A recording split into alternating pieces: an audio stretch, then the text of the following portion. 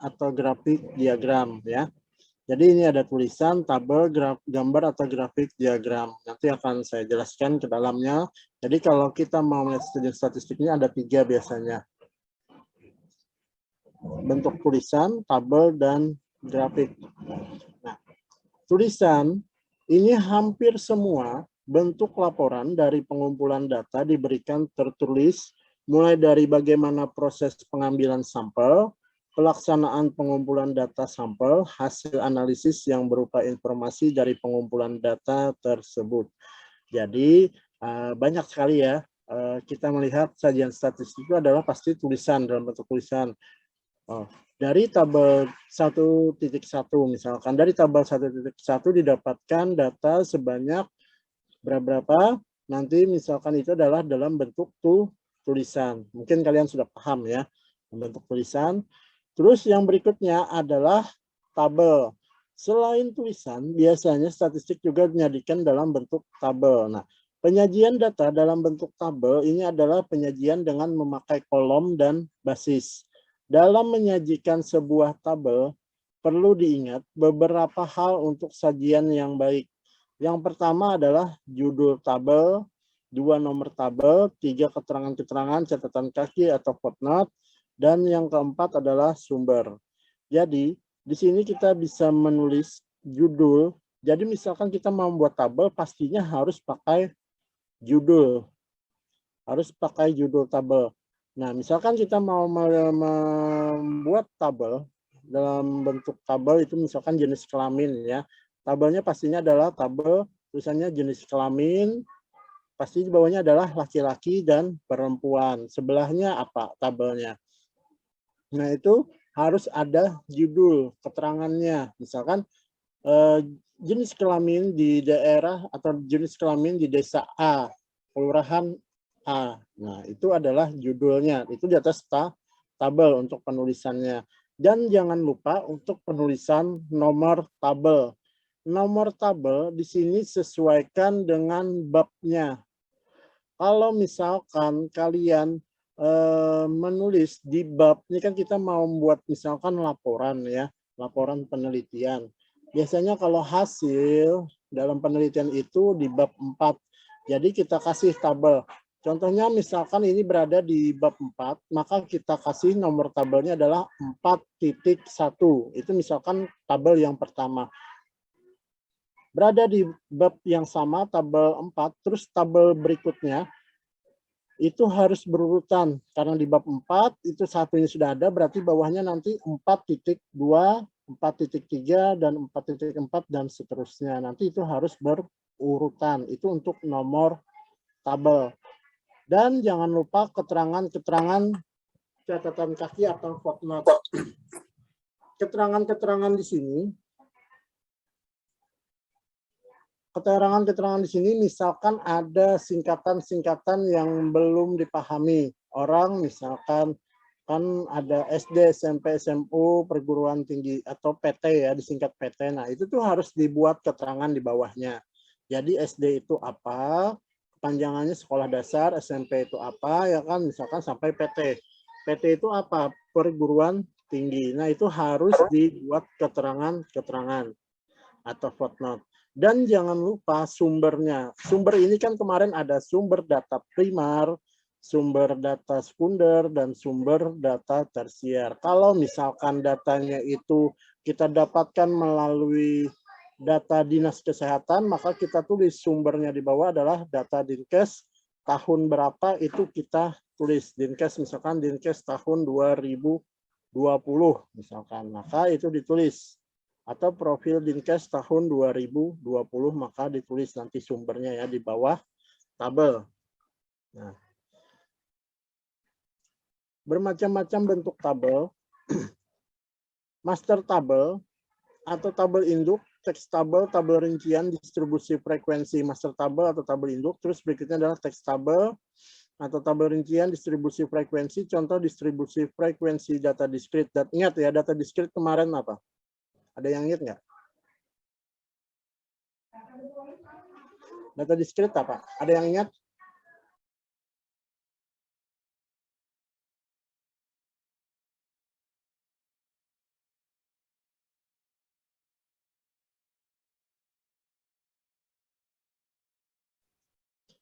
Ada yang ingat apa itu data discrete?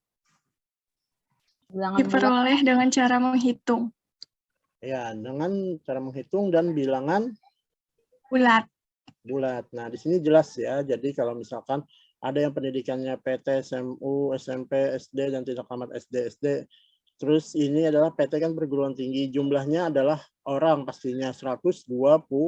20 ini adalah bilangan bulat ya. Ini adalah distribusi frekuensi data discrete. Nah, ini adalah data distribusi frekuensi data kontinu atau berurutan nanti 60, 65, 66, 70. Ini jumlah orangnya bisa di sini lihat pastinya adalah ini umur ya, umur, terus ini jumlah pasti data discrete.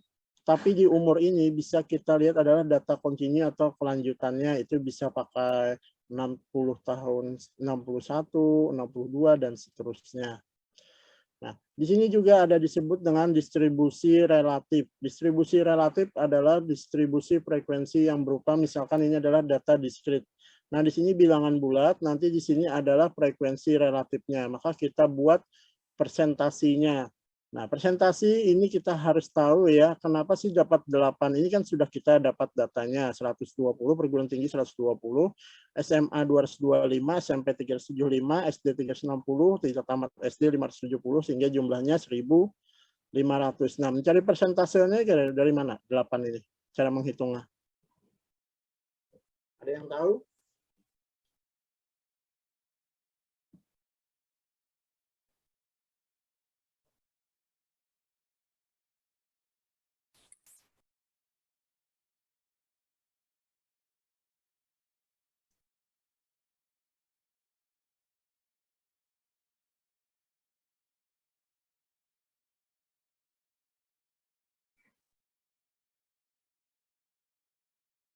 Ada yang tahu cara mendapatkan 8 itu?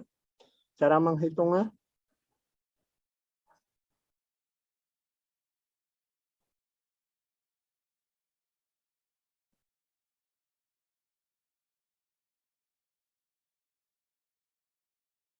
Ada yang tahu?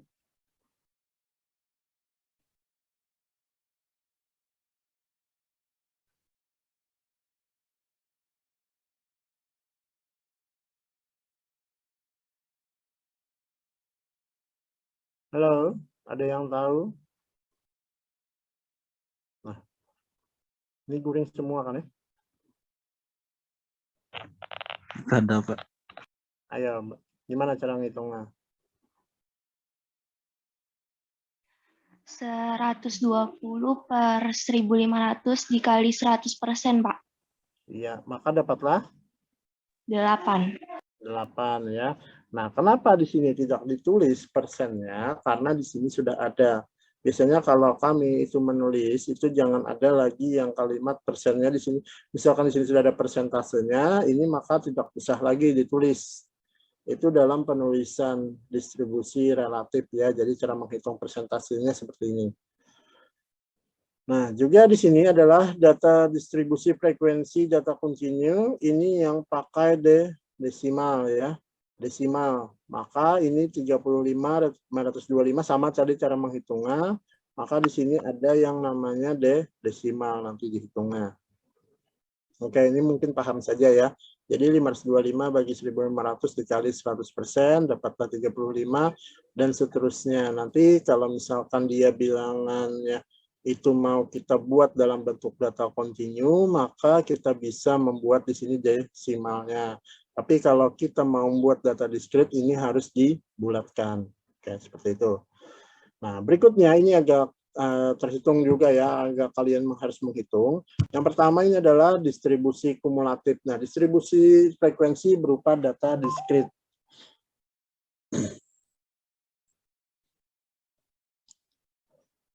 Oke.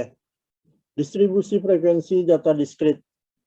Di sini pendidikan ada perguruan tinggi, SMU, SMP, SD, tidak tamat SD.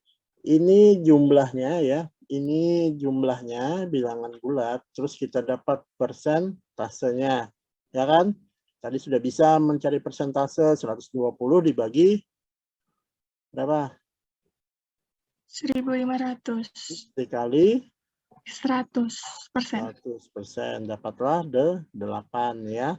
Terus sama juga. Nah, sekarang kita ke sampingnya. Ini adalah frekuensi kumulatif atau kurang dari sama dengan. Nah, kalau dimulai dengan kurang dari sama dengan, itu berarti dimulai dari angka 8. Nah, sekarang 23, 48, 62, dan 100. Bisalah kalian menentukan dapat jadi 23, 48, 62, dan 100. Ada yang bisa?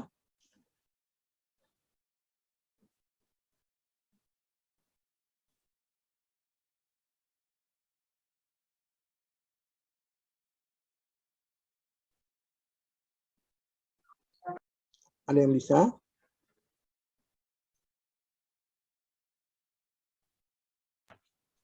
Halo, ada yang bisa? 8 tambah 15, Pak.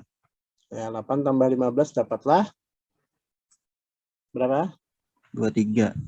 Habis itu dapat 48-nya? 23 tambah 25. Oke, jadi gini ya. Betul. Jadi 8 ditambah 15 dapatlah 23. 23 tambah 25 dapatlah 48. 48 tambah 14, 62. 62 tambah 38 dapatlah 100. Maka persentase ini juga nggak usah lagi ditulis karena di sini sudah kita buat kumulatifnya. Oke, paham ya?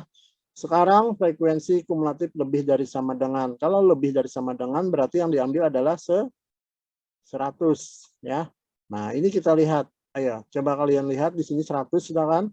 Nah, sekarang dapat 92. Bagaimana cara mendapatkan 92-nya? Dikurang 8, Pak. Kurang 8 yang mana? Yang kumulatif atau bagaimana? Yang relatif. Ya, harus yang relatif kita pakai. Jadi di sini ya, 100 dikurang 8 dapatlah berapa? 92. Nah, terus dapat 77 ini bagaimana? 92 dikurang 25. 15. 15. tambah dikurang atau di apa? Dikurang ya. 92 dikurang 15 berapa? 77. 77. 77 dikurang 25. 25. dapatlah 52. Nah, dan seterusnya sehingga dapatnya adalah 38. Oke. Sampai sini paham sudah? Cara menghitungnya kurang dari sama dengan dan lebih dari sama dengan untuk kumulatif. Insyaallah paham, Pak.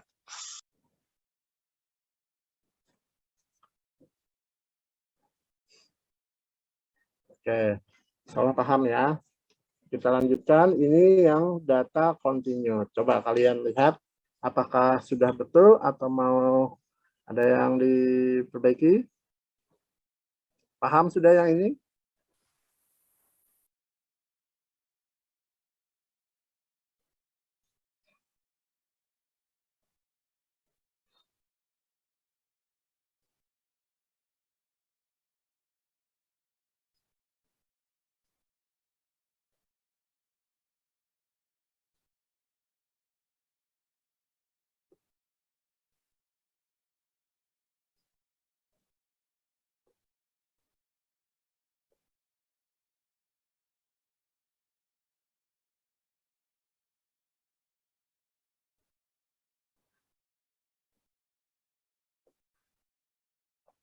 Sudah dapat paham bagaimana cara menghitungnya?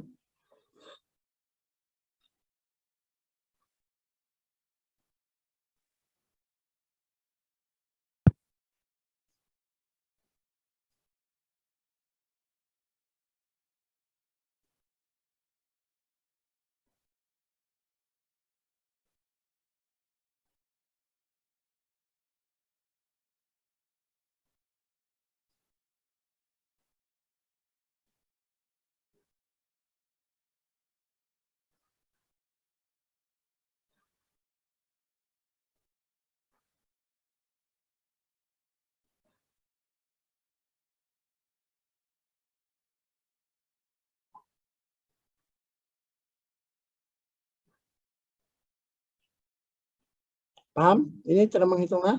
Kalau continue itu dalam bentuk desimal. Sama kayak tadi juga, Pak. Iya, bisa ya? Sama kan? Betul lah? Iya, sama, Pak.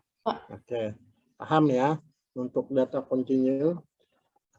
Nah, sekarang ini adalah tabel silang atau continuity table atau cross tabulasi. Biasa disebut dengan tabulasi silang atau tabel silang. Ini biasanya kita akan membuat tabulasi antara misalkan variabel, dua variabel ya. Jadi di sini ada variabel jenis kelamin dan variabel kebiasaan merokok.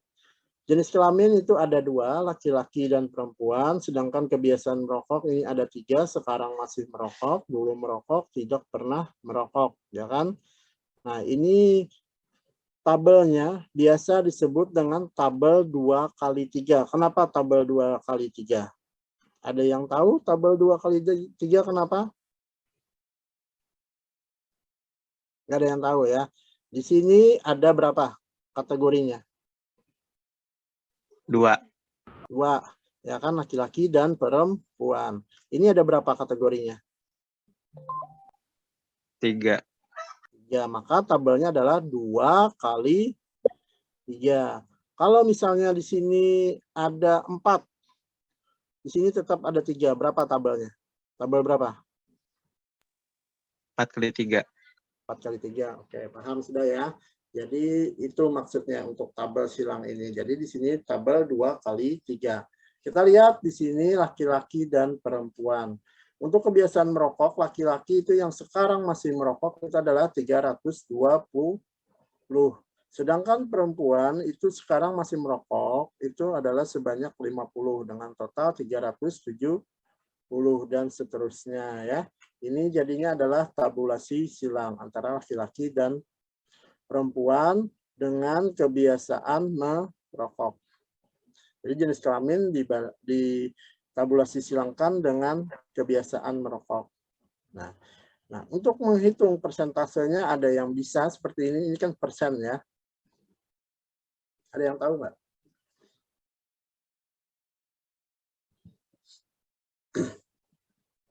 Nah, ini kan laki-laki perempuan 320 tadi ya, 320, perempuan 50, ini 220, 275, ini 160, 64. Nah, dapat persentasenya ini bisa nggak?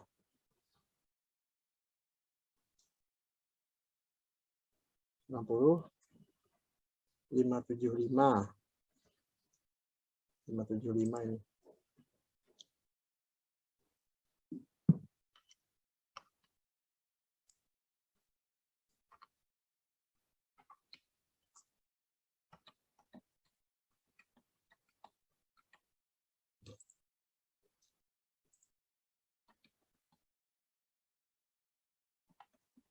Ada yang bisa?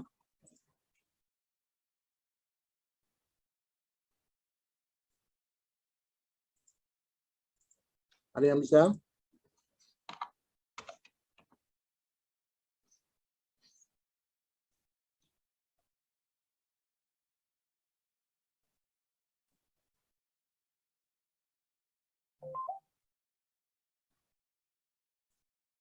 Ayo, ada yang bisa?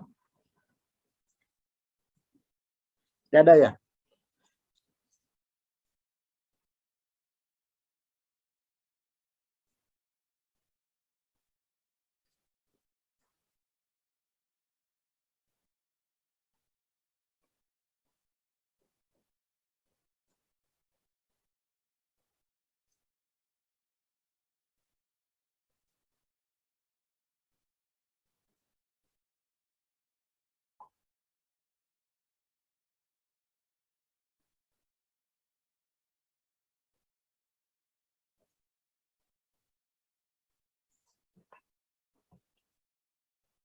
Ada yang bisa nggak? Jadi dapat 46.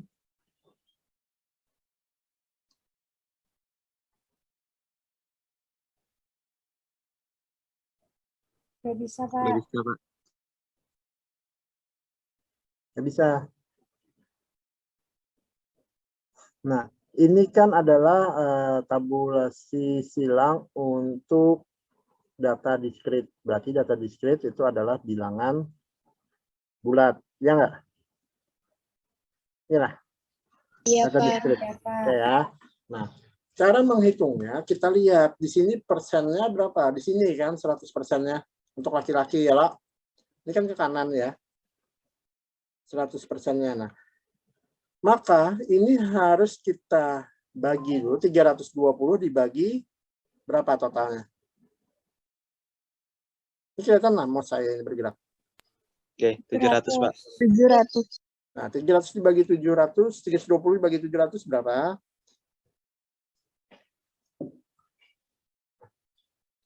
Berapa? 0, berapa? 0,45. 320 berapa? 320 dibagi 700 0,457 ya. Terus dikali 100%. Dapatlah berapa? 45,7. Betul nggak? Nah, 45,7 itu dibulatakan jadi apa? Kalau di atas, ya, Jadi jangan berarti- bulat. jadi 46, betul nggak? Nah. Karena itu akan dibulatkan. Kalau di atas dari 0,5 itu bisa kita bulatkan menjadi 46. Ya, paham? Halo? Paham ya? Oke, terus dan selanjutnya itu sama. Nah, ini juga 370 bagi 1600 dapatlah ini. Sama juga ini dibagi nanti ya jumlahnya. Oke. Ini yang untuk tabulasi silang. Berikutnya adalah tadi kan sudah ya. Tulisan pasti banyak tuh tulisan-tulisan sudah pasti kalian mengerti ya. Ada kalau graf tabel tadi sebagian sudah saya jelaskan ada beberapa tabel. Jadi ada tabel distribusi atau sebaran, terus tabel tabulasi silang. Nah, sudah tabel berarti berikutnya adalah grafik atau diagram. Jadi kalau misalkan kita mau melihat data melalui statistik itu ada 3 ya kan, ada tulisan, ada tabel, dan terakhir ini adalah saya jelaskan tentang grafik. Nah, grafik atau diagram, sebagaimana tabel di dalam menyajikan grafik juga harus perhatikan hal-hal berikut. Ingat, dalam membuat grafik juga harus ada keterangan. Keterangannya ini juga harus mengandung semuanya dari grafik itu. Contohnya, ingat, kalau tadi tabel juga ada pakai judul. Sedangkan grafik juga harus pakai judul. Nah, judul yang singkat, jelas, dan lengkap. Ingat, judulnya harus singkat, jelas, dan lengkap. Jadi misalkan kalian mau melihat menjelaskan tabel itu harus jelas, harus singkat, jangan terlalu panjang penjelasannya. Ini kepanjangan itu tidak bagus juga untuk judul. Nah, dalam menggambar diperlukan 2 sumbu sebagai ordinat. Itu ada ordinat Y dan aksesnya itu X. Y dan X atau X dan Y ya.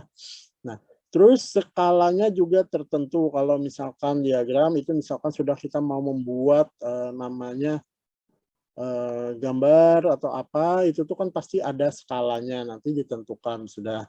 Jangan lupa juga nomor gambar. Nomor gambar di sini sesuaikan. Misalkan tadi tabel ya, tabel 4.1, terus tabel 4.2 seterusnya ya kalau berada di bab 4. Nah, berikutnya yang kalau gambar atau diagram, grafik atau diagram itu juga harus ada nomor. Berarti di sini adalah gambar, misalkan di bab 4 ya, gambar 4.1, gambar 4.2, dan seterusnya. Itu berbeda dengan tabel. Kalau gambar itu misalkan kalian ada 2 gambar, sedangkan tabel tadi sampai 10. Kita tidak menyambung dari 10 tadi. Misalkan 4.10. Nah, kita itu membuat gambar itu karena gambar ini berbeda dengan tabel. Berarti gambar 4.1. Terus kalau kita mau membuat gambar lagi, gambar 4.2. Ya, jadi tabel dan grafik gambar atau grafik itu berbeda. Nah, Berikutnya adalah footnote, catatan kaki. Kalau misalkan ada keterangan yang di situ kalian singkat juga, itu harus ada catatan keterangan. Dan jangan lupa itu sumber. Misalkan kalian minta atau pinjam dari profil, data Dinkes, dan lain sebagainya, itu ditulis sumbernya di mana. Kalau misalkan itu data sekunder ya. Nah, ini contoh jenis grafik atau gambar, histogram. Ya, biasanya ini seperti ini saja. Kayak tabel batang ya kan. Dan ini frekuensi poligon, ada sumbunya ya, garis-garisnya. Ini bisa kita melihat trennya apakah naik ya, naik terus turun, naik lagi terus turun melandai dan seterusnya ya. OGIF itu nanti kalian lihat saja bagaimana sih OGIF itu. Terus diagram garis, line diagram ini adalah garisnya. Terus diagram batang banyak sekali ya. Contoh-contoh kalau kita lihat di Excel banyak. Kalau kalian menggunakan program Microsoft Excel. Dan ini adalah pie diagram. Nanti kita lihat di sini laki-laki dan perempuan. Oh, ini lebih banyak laki-laki dibandingkan perempuan. Ini sudah terlihat sendiri. Kalau dia garis sejajar itu 50-50 itu kelihatan itu adalah 50%. Kalau ini kelihatan sebanyak laki-laki dibandingkan banyak laki-laki dibandingkan perempuan. Biasanya persennya juga ada di sini bisa tampil. Kalau kita menggunakan Excel. Terus di sini ada diagram tebar atau scatter diagram. Nah, ini ada tinggi badan dan berat badan. Nah, ini juga harus kalian pahami bagaimana sih menggunakan diagram tebar. Ini biasanya dia harus pakai garis ini. Nah, harus ke sini. Kalau misalkan dia banyak berada di bawah sini, berarti itu tuh misalkan berat badannya 110, tapi dia berat badannya ke sini, maka itu adalah obes, misalkan ya 110 tingginya cuman, tapi dia berat badannya sudah melebihi dari 50 dan seterusnya. Itu berarti tidak tidak normal berarti. Jadi tidak normal. Jadi ini bisa kita tarik. Nah, ada diagram tebar, piktogram, mapgram atau peta ya, stem and leaf plot. Ini bisa kita lihat buat batang ya, batang ada 10, daunnya ada 9. Nah, ini frekuensinya 1, ada jumlahnya 1, 8 dan seterusnya. Ini kan batang 10, itu ada 9 daunnya, ini frekuensinya ada 1. Dan ini Pareto, nanti ada seperti diagram batang, tapi di sini bisa kita tulis nanti penjelasan. 45 orang misalkan, terus ini tidak menetap, ini tempat tinggal anak jalanan ya, sini ada 45 orang yang menetap, tidak menetap 18 orang, nanti di sini bisa kita beri keterangan. Seperti itu. Oke, ini adalah sajian statistik. Jadi sajian statistiknya ada 3 yang biasanya kita gunakan, yaitu adalah tulisan, terus tabel dan gambar atau grafik ya. Oke. Di sini ada pertanyaan dulu.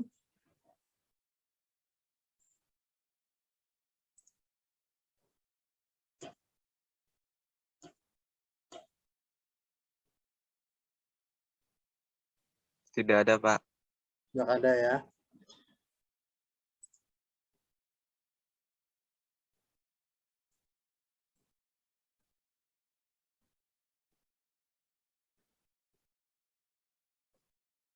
Tidak ada ya. Baik, kemarin kan sudah kalian sudah tahu skala data ya. Skala data. Ingat nggak skala data? Ingat kan? Ingat nggak? Nominal, ordinal, interval, dan rasio.